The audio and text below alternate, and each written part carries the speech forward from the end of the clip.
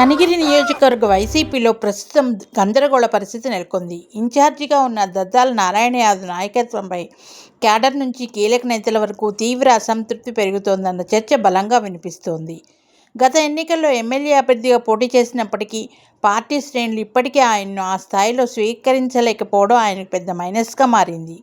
2024 ఎన్నికల్లో స్వయంగా వైఎస్ జగన్మోహన్ రెడ్డి పిలిచి టికెట్ ఇచ్చినప్పటికీ ఆ నమ్మకానికి తగిన ఫలితాన్ని ఇవ్వలేకపోయారని రాజకీయ వర్గాలు విశ్లేషిస్తున్నాయి. నాయకత్వాన్ని బలోపేతం చేయాల్సిన సమయంలో బెదిరింపుల రాజకీయాలకి దిగి సస్పెన్షన్లపై దూకుడు చూపించడం ఆయనకు తిరుగులేని నష్టంగా మారింది. పార్టీ అధిష్టానం ఇచ్చిన కార్యక్రమాలు తప్ప స్వతంత్రంగా పెద్ద కార్యక్రమాలు చేపట్టలేకపోవడం కూడా విమర్శలకు దారితీసింది.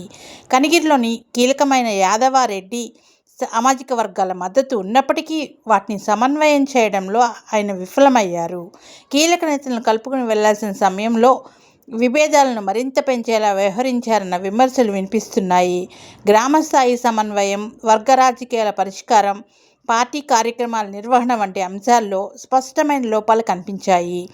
ముఖ్యంగా మాజీ ఎమ్మెల్యే బొర్రా మధుసూదన యాదవ్ వ్యతిరేక వర్గాలతో సమన్వయం సాధించలేకపోవడం కూడా ఆయన నాయకత్వ బలహీనతను బయటపెట్టింది.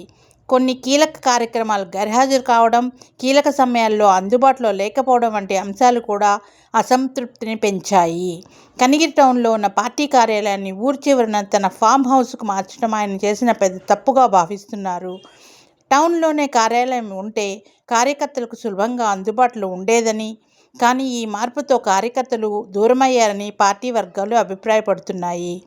ప్రస్తుత పరిస్థితులు చూస్తే ఇన్ఛార్జి మార్పు చర్చలు తెరపైకి వచ్చినట్టు స్పష్టంగా కనిపిస్తోంది. నాయకత్వంపై నమ్మకం కోల్పోయిన క్యాడర్, అసంతృప్తితో ఉన్న నేతలు మొత్తం కలిసి కొత్త సమీకరణానికి దారితీసే అవకాశం ఉంది.